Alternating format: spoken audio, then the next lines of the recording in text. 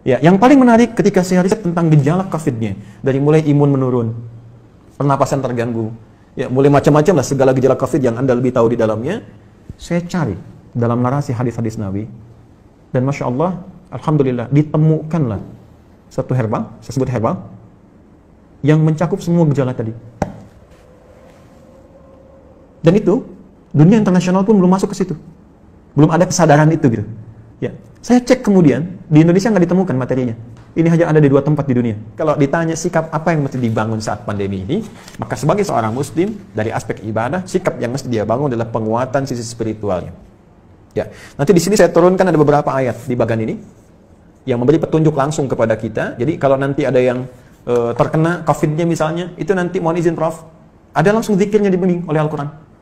Ya, bisa zikir yang standar Quran surah ke-26 ayat 80, zikirnya Nabi Ibrahim tuh. Wa idza maridtu fahuwa yashfin. Harus optimis. Kalau saya sakit pasti disembuhkan. Itu indah sekali di Quran itu.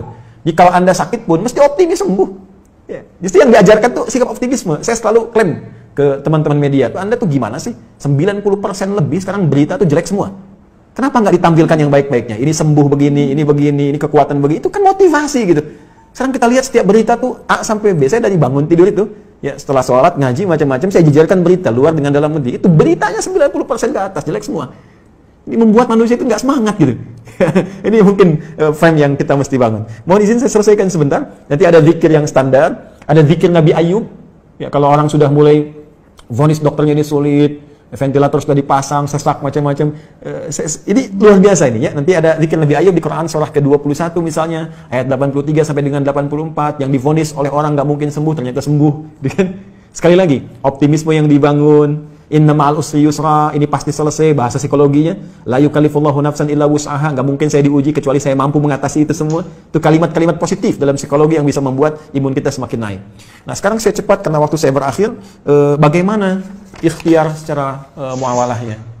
Ya, tadi saya sudah singgung, ini barangkali mesti dikoordinasikan, dan Alhamdulillah di pemerintah sudah membuat gugus tugas kan, gugus tugas COVID, ada penanganan secara sosial, sudah ada social distancing, physical distancing, sampai masuk juga ke ranah-ranah ibadah yang mau ke masjid ya, itu sudah ada fatwanya tersendiri.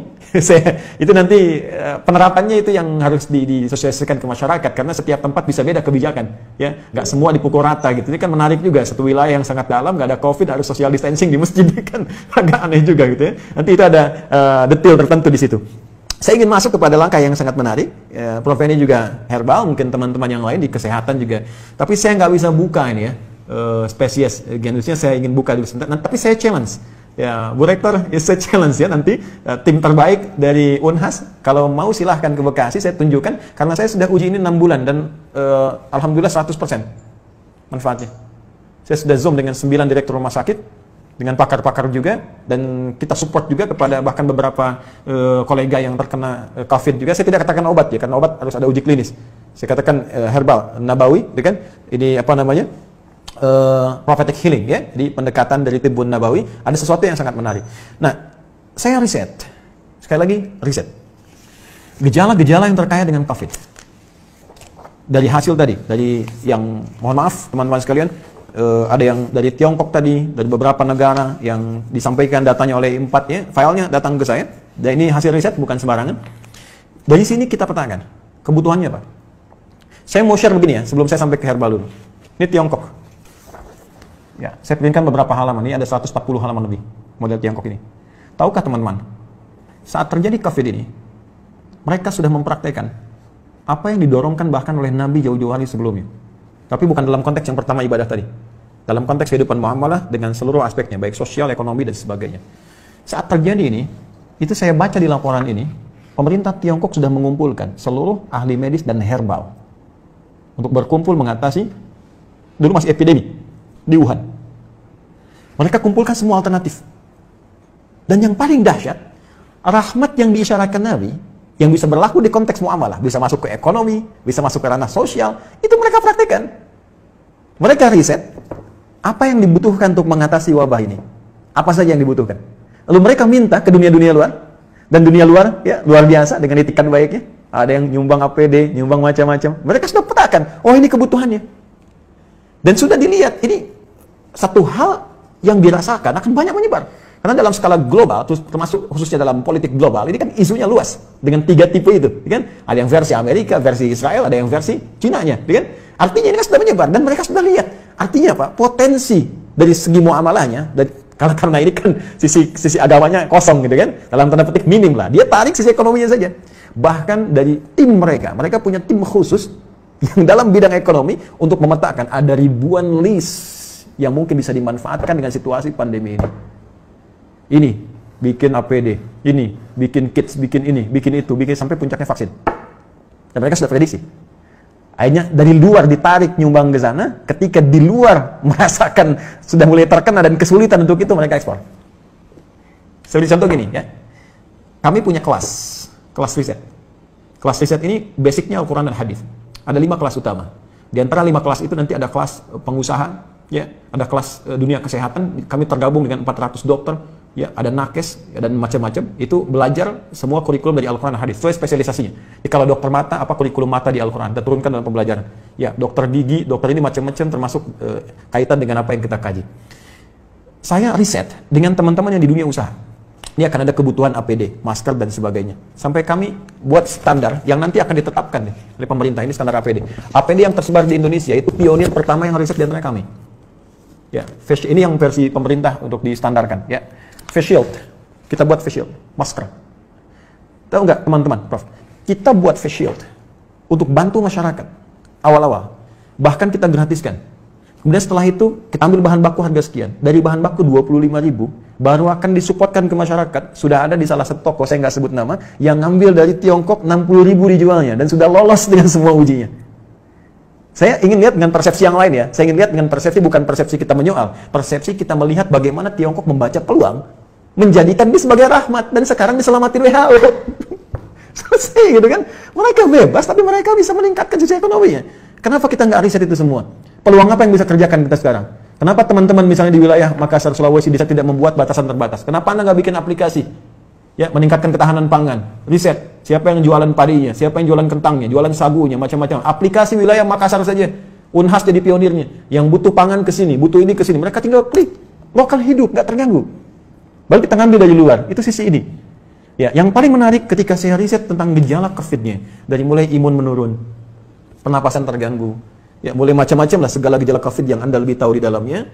Saya cari dalam narasi hadis-hadis Nabi. Dan Masya Allah, Alhamdulillah, ditemukanlah satu herbal, saya sebut herbal, yang mencakup semua gejala tadi. Dan itu, dunia internasional pun belum masuk ke situ. Belum ada kesadaran itu gitu. Ya, saya cek kemudian, di Indonesia nggak ditemukan materinya. Ini hanya ada di 2 tempat di dunia. Dan zaman Nabi sudah dipraktikkan. Ada gejala-gejala yang serupa pernah ditangani Nabi dengan pendekatan yang bisa diminum, bisa dimasukkan, teteskan ke hidung, bisa diasap gitu. Ya, itu ternyata saya cek sudah masuk jurnal, Prof sekalian. Ini materinya udah ada di jurnal, ya, jurnal-jurnal ilmiah internasional. Ini saya ada beberapa jurnal nih yang sudah ada, ya. Tapi saya mohon maaf saya belum bisa zoom ya. Maksud saya nanti saya bikin statement di akhir. Ini sudah ada zoom internasionalnya. Ini sudah tahu ternyata khasiat-khasiat ini. Herbal ini, tapi belum ada kesadaran bahwa ini bisa mengatasi persoalan yang tengah kita hadapi saat ini di pandemi COVID. Ya, saya keluarkan itu, saya lacak hadisnya. Dari sejak 18 Maret saya usahakan, saya dapatkan dari sahabat kami, karena ini hanya dapatkan di 2 tempat di dunia. Ya, di Himalaya dengan di Saudi bagian timur. Ini ada. Saya minta kemudian, dan itu alhamdulillah ada. Saya cobakan, ya, kita treatment beberapa teman-teman yang isolasi mandiri ya, karena di rumah sakit kan tidak mungkin karena protokol kesehatan. Tapi menariknya kalau ada izin dari keluarga untuk kepentingan pribadi, boleh jadi pendamping suplemen. Kami 6 bulan coba ujikan itu, sampai dengan sekarang rekornya 100%. Hanya 3 hari paling lama. Ya, yang terkait dengan COVID ini saya tidak mengatakan obat ya. Kalau enggak besok nanti saya diundang. jadi saya katakan ini ada pendampingan prophetic healing. Kemudian saya sempat share juga Zoom dengan beberapa 9 direktur rumah sakit, kita berikan bantuan juga itu dengan skala yang sangat terbatas. Dan menariknya, saya coba pesan itu 1 kali lewat online, ya ingin tahu gitu kan, ada dilacak, ini sudah jadi produk internasional, tapi dengan arah pengobatan tertentu, bukan ke COVID, ya bukan gejala-gejala ini, dan belum tahu kalau ternyata itu bisa untuk gejala yang dimaksudkan. Jadi kalau kita pesan pun ada, cuma kualitasnya belum tentu sama karena ada 15 spesiesnya, 15 spesies. Nah saya coba pesan. Ya, saya minta staff saya pesan, coba saya pengen tahu, nyampe nggak ke kita barangnya. Tahukah Anda apa yang terjadi? Begitu saya pesannya lewat ke Himalaya, ternyata barang yang datang ke kami harus masuk dulu ke Cina, dan ketika saya terima di Indonesia, addressnya, alamatnya dari Wuhan. Anda bisa bayangkan bagaimana bisa kontrol terhadap itu pun mulai ada kesadaran, dan di beberapa tempat sekarang mulai ada kesadaran untuk itu. Saya sudah menyampaikan kepada relasi terkait teman-teman, saya katakan begini sampai ke negara pun, jika negara membutuhkan ini dan benar, ya silahkan uji. Rekomendasi kami, siapapun yang ingin menguji dari pihak manapun, silahkan uji di lab. Kalau betul terbukti ada manfaatnya, saya serahkan sepenuhnya untuk negara. Saya tidak akan mengambil apapun dari ini dengan kecintaan kami kepada Indonesia. Hanya saya ingin satu saja, sebutkan referensinya bahwa ini dari hadis Nabi. Itu saja.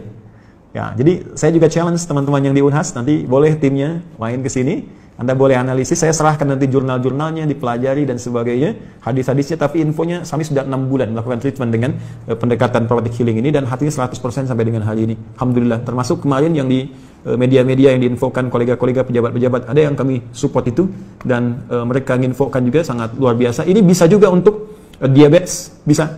Kemudian kemarin ada yang kompleks antara diabetes dengan liver, dia menggunakan medis, ya medis belum ada pengaruh, mungkin belum cocok saja, mohon izin, ya. Lalu coba kami support dengan itu, dia selesaikan medisnya, dia tidak minum dulu, dia konsumsi itu, kami berikan, karena ini hanya 2 pekan, hanya boleh dikonsumsi dalam 2 pekan, kemudian selesai, 1 pekan baru nyambung kembali. Apa yang terjadi? Hanya dalam 3 hari, terjadi pemulihan yang sangat luar biasa, dia sudah bisa ke masjid, sudah beraktivitas, dan sudah normal kembali.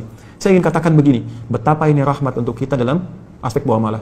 Kita bisa terbuka, bangsa kita bisa lebih kreatif, bikin APD, bikin peluang, bikin macam-macam, semua sifat makro dalam bernegara itu bisa kita dudukan di sini.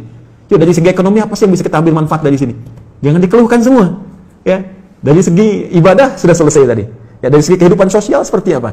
Ada banyak hikmah yang bisa kita gali, silaturahim, penguatan di keluarga, ya, penguatan di kampus dan sebagainya, dan tentunya teraplikasikannya nilai-nilai kebangsaan dengan nilai yang lebih luas. Saya kira itu yang bisa saya sampaikan. Ya, sebagai uraian dengan basic tadi apa yang dimintakan. Saya pikir Bapak Ibu lebih memahami apa yang saya sampaikan, dan saya banyak belajar dari Bapak Ibu sekalian. Ini hanya share saja apa yang saya temukan, boleh jadi Anda menemukan yang lebih baik dari apa yang pernah saya risetkan.